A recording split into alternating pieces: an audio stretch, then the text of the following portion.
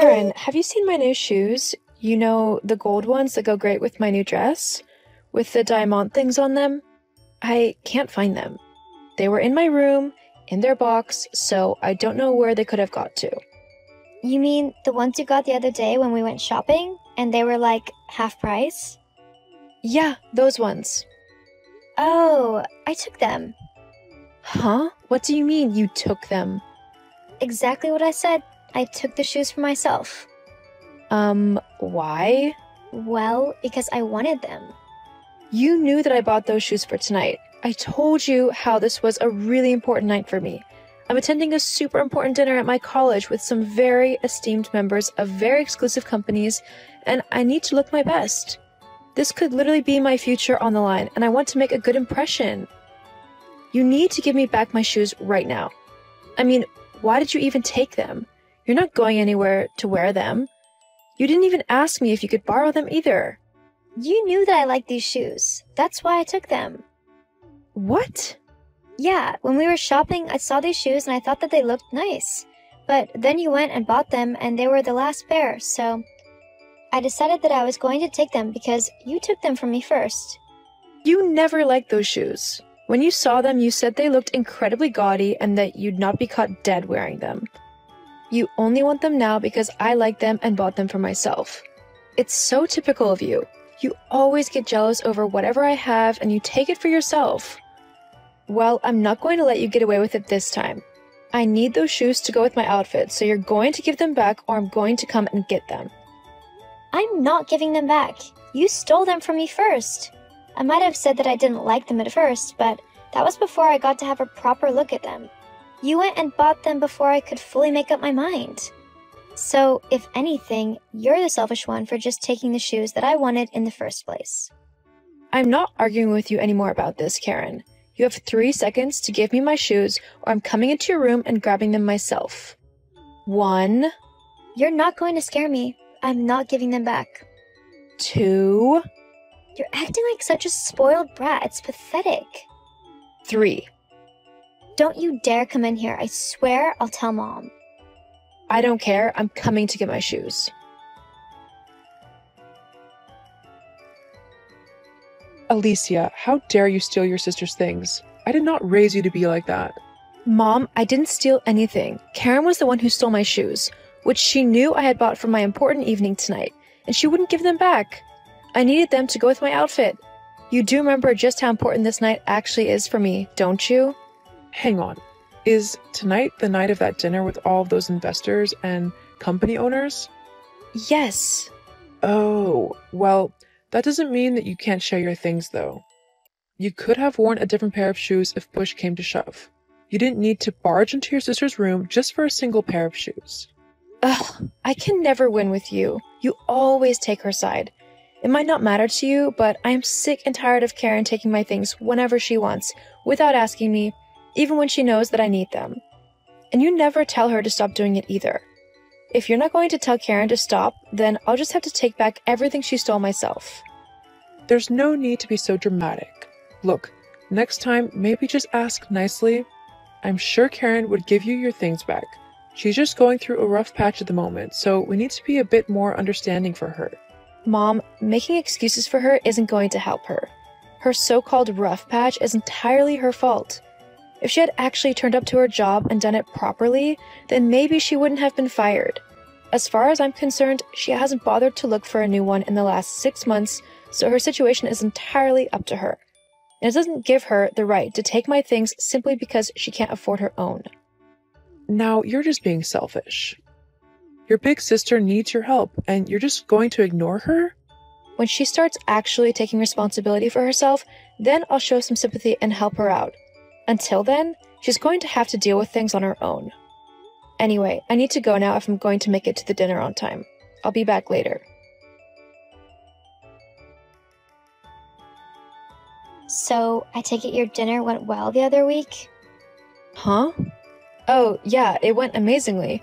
I met so many people and made so many contacts. I might even be in line for some major funding for my work.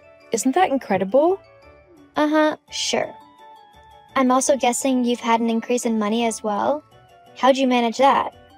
conned some old rich CEO into being your sugar daddy? What on earth are you on about?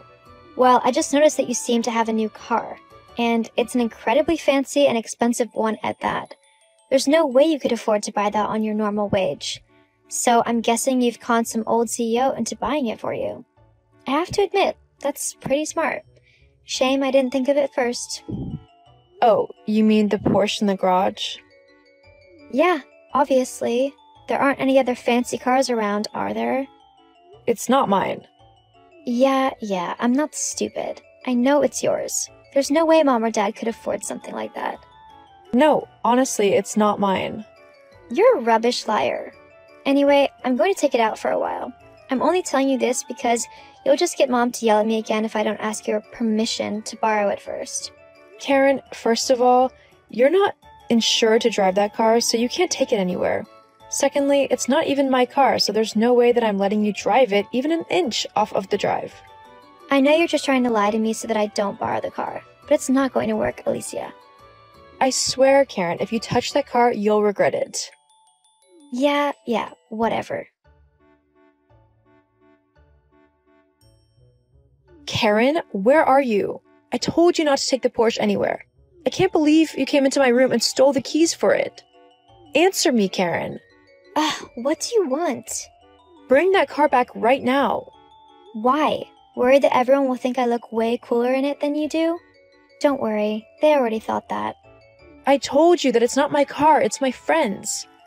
Nice try, but I don't believe you. Okay, fine, but don't say I didn't warn you. Warn me about what? No, you didn't want to know when I tried to tell you, so I'm not going to bother now. Have fun driving around looking cool, whilst you can. You're just trying to scare me. Well, it's not going to work. Uh-huh, sure. Whatever.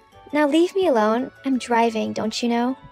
Oh, and I might have scratched the car a little bit, but you don't mind, right? It's not like you can't afford to get it repainted or whatever. Uh-huh, of course. You have fun. Don't worry about damaging the car or anything. I'm sure everything will work out just fine. If you think being calm and uncaring is going to get me to bring the car back, you're wrong, you know? Oh, I know. You nor the car will be my problem for very much longer, though. What do you mean? Oh, you'll find out soon enough. Huh?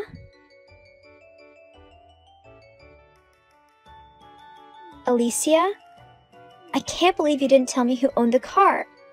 Do you know how much trouble I'm in? This is all your fault. Oh, hi, Karen. I take it you found out who actually owns the car that you were driving around the other day? I did try to warn you, but you simply didn't want to listen.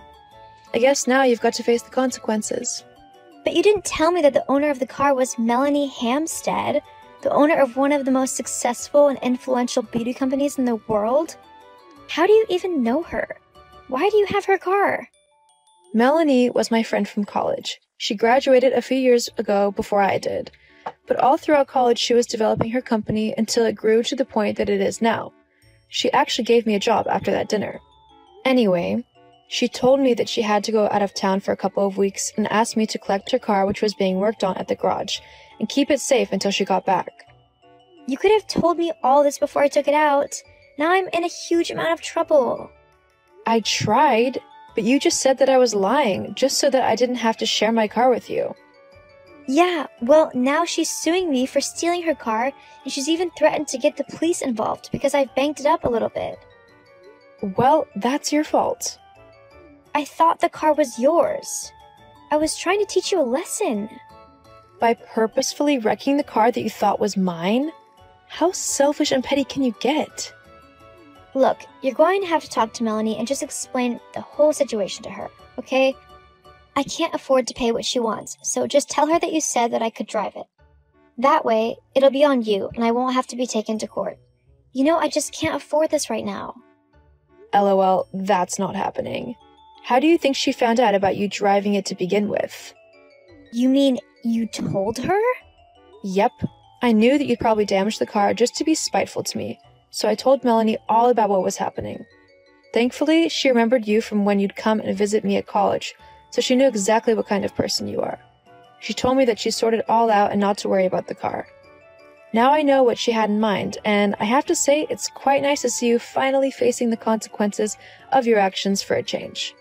I can't believe you would purposefully throw me under the bus like this. You are such a horrible sister.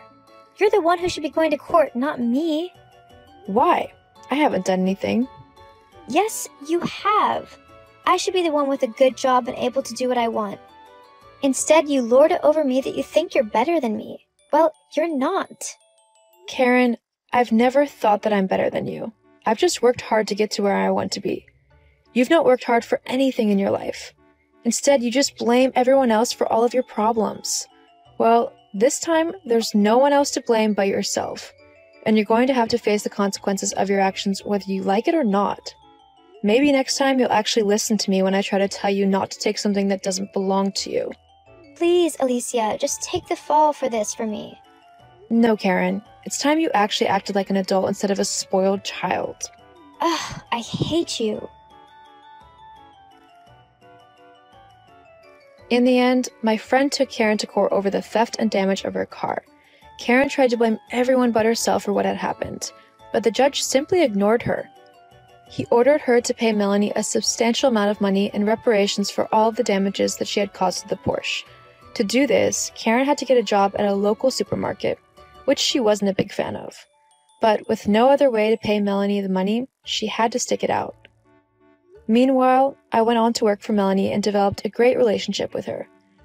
We're currently working on expanding the company even more, and thankfully, Karen has stopped stealing everything that belongs to me. I think it's safe to say that she's finally learned her lesson.